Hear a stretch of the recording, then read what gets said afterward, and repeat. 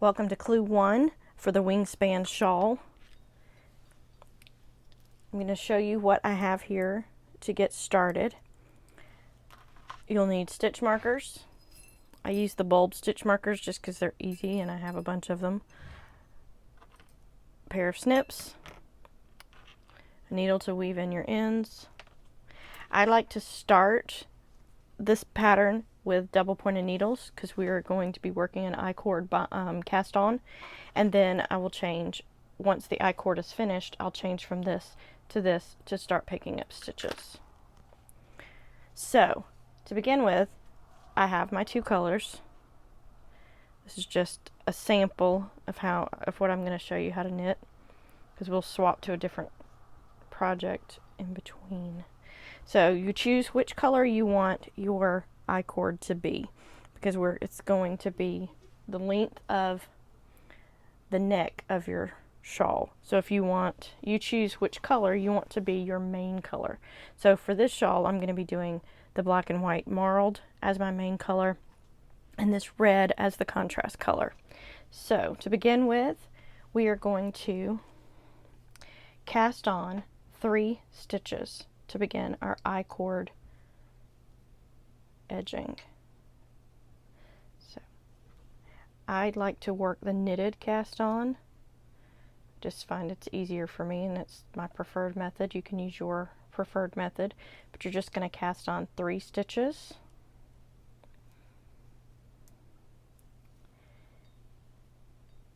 And slide the yarn. Slide your stitches to the other end and knit. It's a little fiddly at the beginning. So we're going to knit 3.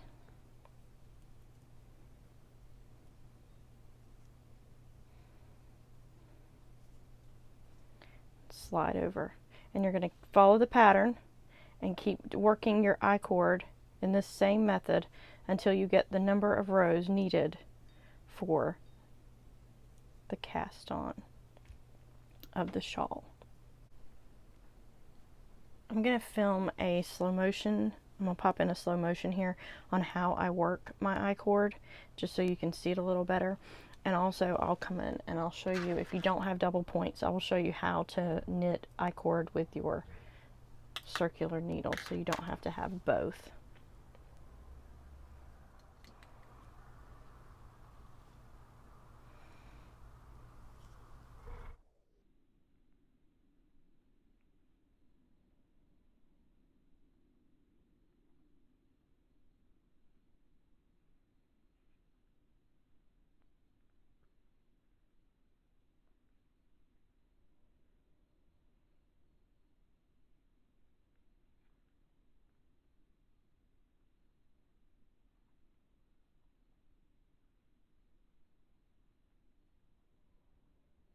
Alright, so if you're working on your circular needles, once you've worked it, you're going to slide it all the way back across and work it again. Only have a couple more rows left before I'm done on this one. And then we'll work the setup rows.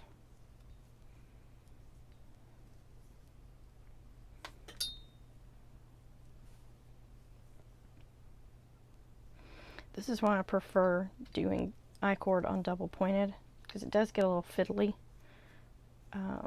with the cord in the way, but it can be done. And so if you just want to work with one set of circular needles, that's fine too. Alright, now here we go. We're going to start working our setup rows. For the setup rows, setups and the cast on, we are going to pick up stitches along the edge of our I-cord. If your I-cord looks a little wonky, it's alright. It's gonna get fixed once you pick up the stitches. So you're gonna start by picking up a stitch into this one, the first stitch below the needle, and you're just going to put your needle through both loops and pick up a stitch. Here we go again. Both legs of that stitch, pick up both legs, pick up. And you're going to do this all the way down your I-cord, picking up the amount of stitches that is called for in the pattern for this I-cord cast on. And as you see, this looks it gives you a really smooth, really nice edge. Once you've picked up all the stitches that the pattern calls for, there'll be a few stitches left on the end. What you're going to do, that is going to be your last 3. So that'll be your I-cord here and your I-cord here. So what you're going to do, there should be 1,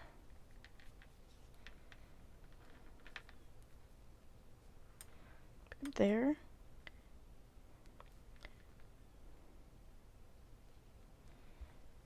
there, and then in that last little stitch, you're not going to do the first space there, you're going to do the second space, and that will get your I-cord where it will go around. Alright, so that is your I-cord cast on edge. So you have this really, really pretty I-cord now. So you have a pretty edge instead of just the normal cast on edge. So that's what makes this fun. The first setup row that you'll be working is a wrong side row, and you're going to start right here. So what you're going to do, you're going to be placing your markers on this row. So you're going to begin, knit until the pattern tells you to place a marker.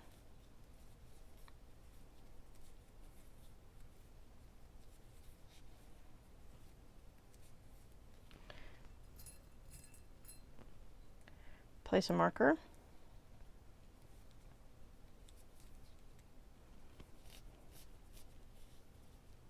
I like to push all my stitches up so it makes it easier to work it. Place a marker.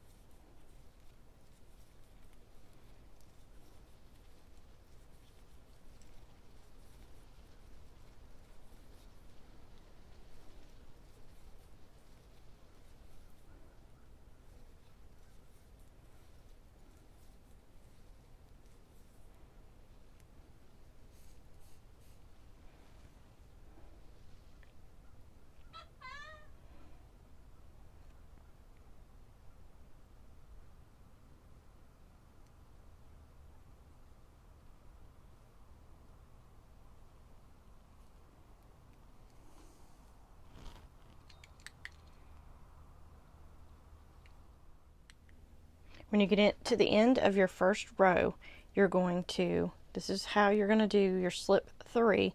You're going to bring the yarn to the front and slip 1, 2, 3 purlwise. And now you're ready to get started. You've done your setup row, and now you're ready to begin.